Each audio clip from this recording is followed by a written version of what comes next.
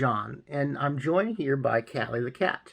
But today I'd like to read for you a great book called Hershel and the Hanukkah Goblins by Kimmel. And what is so cool is that our illustrator, the one who drew the pictures, Trina Schart Hyman, got a special Caldecott honor for her work.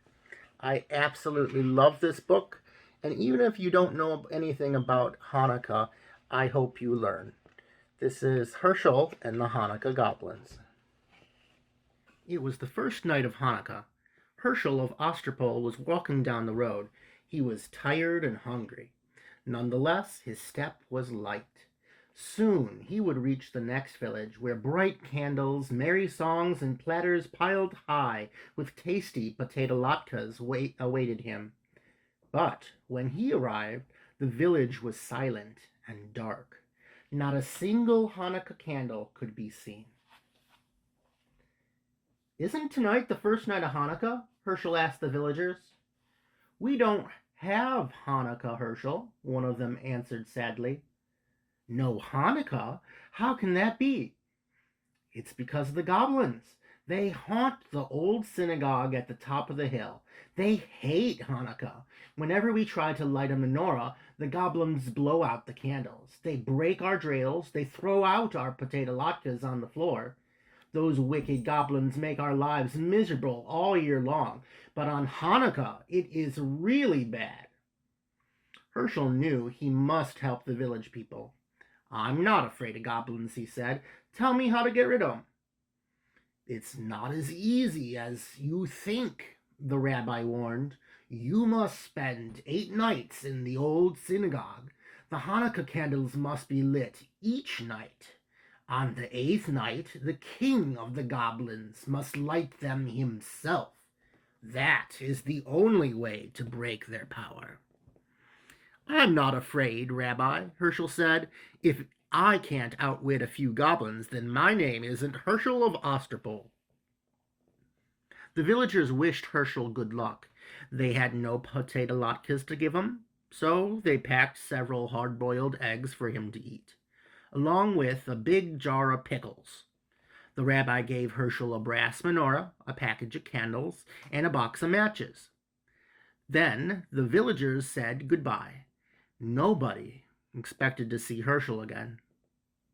It was long past sundown by the time Hershel climbed to the top of the hill where the old synagogue stood. The crumbling building was gloomy and dark, and rusty hinges squeaked as Hershel opened the door. Hershel shuddered. Well, could he believe that goblins lived here? He put 2 candles in the menorah and set it on the windowsill. He struck a match and lit the Shabbos candle. He said the blessing, and it was about to light the other candle when he heard a voice. "Hey, what are you doing?" Hershel turned around.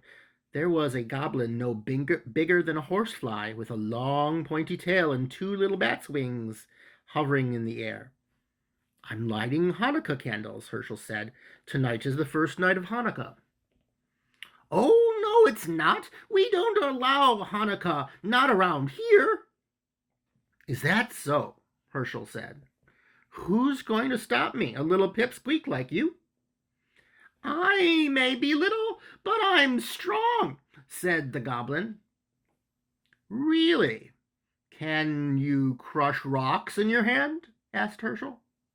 The goblin laughed. "Crush rocks? You're joking. Nobody's that strong." "I am. Watch."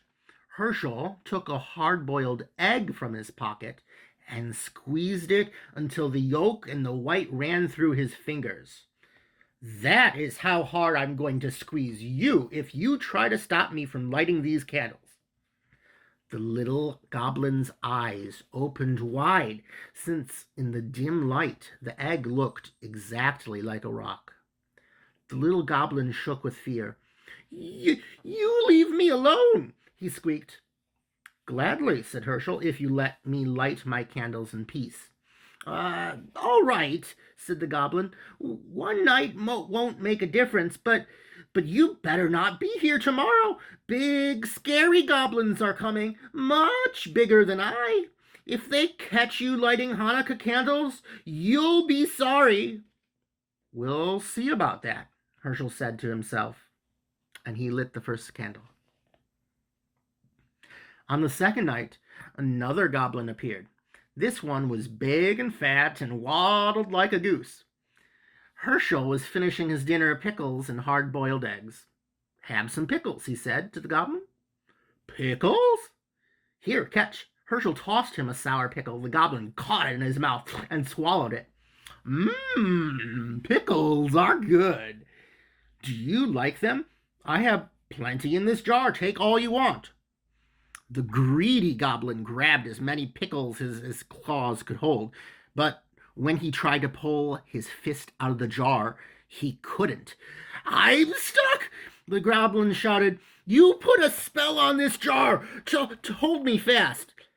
"That's right," Hershel said, laughing, "and it's a very powerful spell. You came here tonight to stop me from lighting Hanukkah candles, so now I'm going to light them while you stand there with your hand in that jar and watch. How do you like that?" "No, no," the goblin screamed. "I hate Hanukkah." "Too bad. You'll have to get used to it." Hershel said the blessings and lit the candles slowly. Then he sang all his favorite Hanukkah songs. The goblin waited and carried on so much that Hershel finally decided to let him go. "Shall I decide? Should I tell you how to break the spell?" Yes, yes, I can't stand it anymore." "Let go of the pickles. Your greed is the only spell holding you prisoner." The goblin let go of the pickles. His hand slipped out of the jar easily.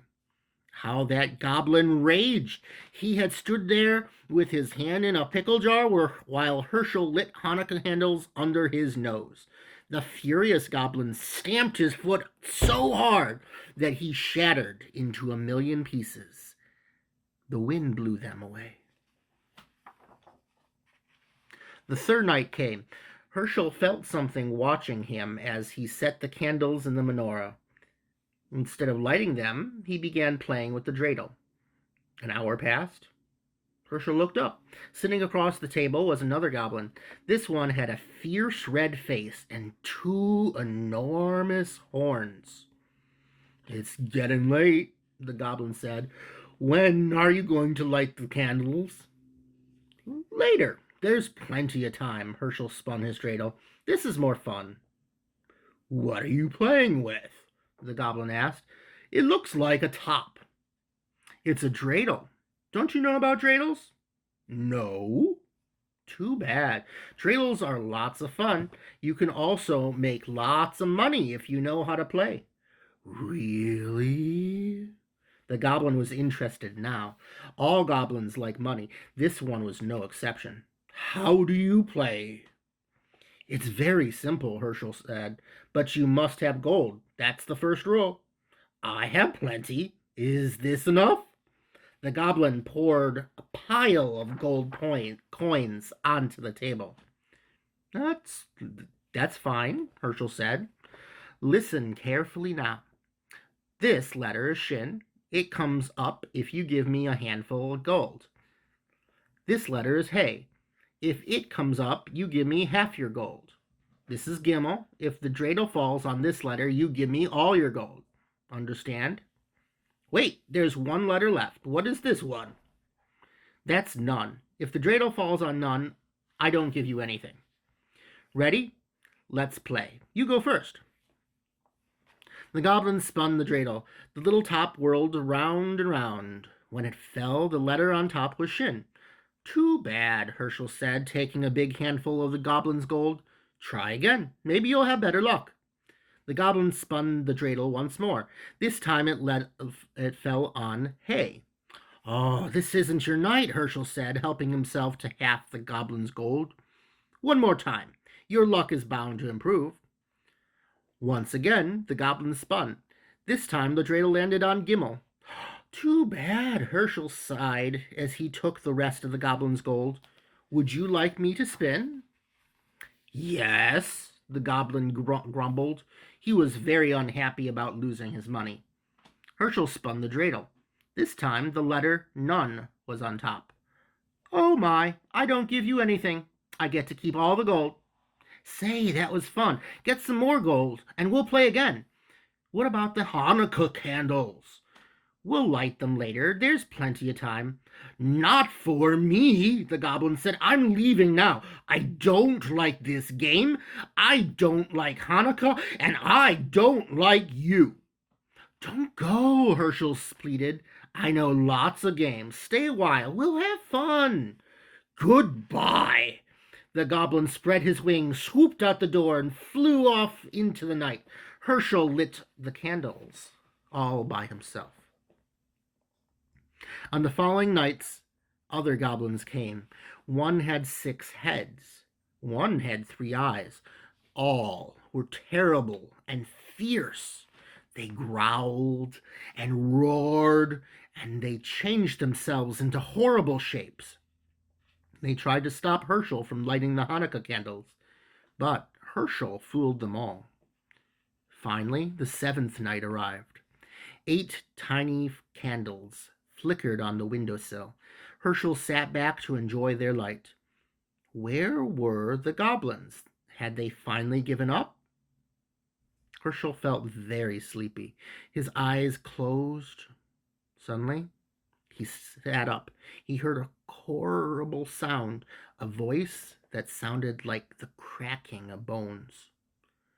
Happy Hanukkah, Herschel of Ostropol. Who is it? Who's there? Don't you know who I am, Herschel? Weren't you expecting the King of Goblins?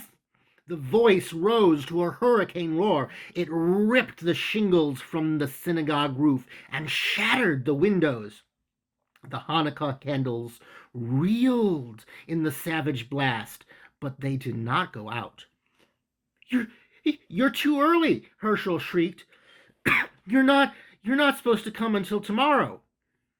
The great wind died down. Don't worry, Herschel. I'm far away, but I have the power to see you and to speak with you. Enjoy this Hanukkah evening, my friend. It will be your last. Tomorrow night will come, and I will come for you. You fooled my slaves, the other goblins. Let's see if you can fool me. Poor Herschel. What was he to do? The king of the goblins was on his way, and no power on earth could stop him. Unless Herschel had an idea. It was a big chance, but he had to take it. It was the only way to save himself and Hanukkah. It was the last night of Hanukkah. Herschel set the candles into the menorah, but instead of placing it on the windowsill, he put the menorah and the box of matches onto the small table near the door. He sat down to wait. Night fell. It grew dark as pitch inside the gloomy old synagogue. Outside, the whole world lay cold and silent. Suddenly, a great gust ripped the synagogue door from the hinges. The whole building shook, and a fearsome voice spoke. Herschel of Ostropol! Did I hear something? It is I, the king of the goblins! Herschel laughed. Don't be silly. You're one of the boys from the village. You're trying to scare me. I am not a boy. I am the king of the goblins. I'll believe it when I see it. Show yourself to me. Behold, I stand before you. Do you believe me now? Herschel tried not to look. Even in the darkness, he could see the outline of a monstrous shape filling the doorway, a figure too horrible to describe. But he pretended not to care. It's too dark. I can't see anything. A candlestick and some matches are by the doorway. Why don't you light a few candles? Then I'll see what you really are. Indeed, you shall. A match flared. The shamus candle caught the flame. Hershel's blood turned to water at the awful sight before him, but he did not lose courage. Master of the world, he silently prayed, thou who created the heavens and the earth and the spirits of the air, stand by me now. Then he addressed the goblin. It's still too dark. What are you afraid of? There are plenty of candles. Why not light them all? A hideous hand took the shamus candle and lit the others one by one. Hershel found himself growing faint, but he forced himself to look. His eyes grew wider and wider as each candle caught flame. 6, 7, 8. The king of the goblins stood before him. Now, Hershel, do you know who I am? I know you're not Queen Esther. Very funny. Enjoy the joke. It shall be your last. That's what you think. Be gone, or I'll take a stick to you. How dare you speak to the king of the goblins that way? I'll speak to you any way I please. You have no power. Your spell is broken. See, the menorah is lit. You thought those were ordinary candles you were lighting. They weren't. They were Hanukkah candles, and you lit them yourself. The king of the goblins roared with fury. The earth trembled, and a mighty wind arose. It ripped off the synagogue roof, and it blew down the walls. It splintered the great timbers and scattered them like matchsticks. Around the menorah the whirlwind howled, but the candles never flickered. They burned with clear, steady flames. The king of the goblins had no power over them. The spirit of Hanukkah had triumphed. The great wind vanished as suddenly as it has risen.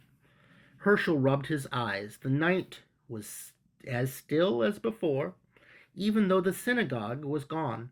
Walls, floor, roof, even the foundation stones had vanished. But the menorah remained, standing tall upon the little table where Hershel had placed it. Hershel waited until the last candle burned out. Then he started down the road that led to the village. I'd better hurry, he thought. I don't want to miss the last night of Hanukkah. But there was no reason to worry. In every window there stood a menorah with 9 gleaming candles to light the way. The whole village was waiting for him. I hope you enjoyed the story. Bye for now.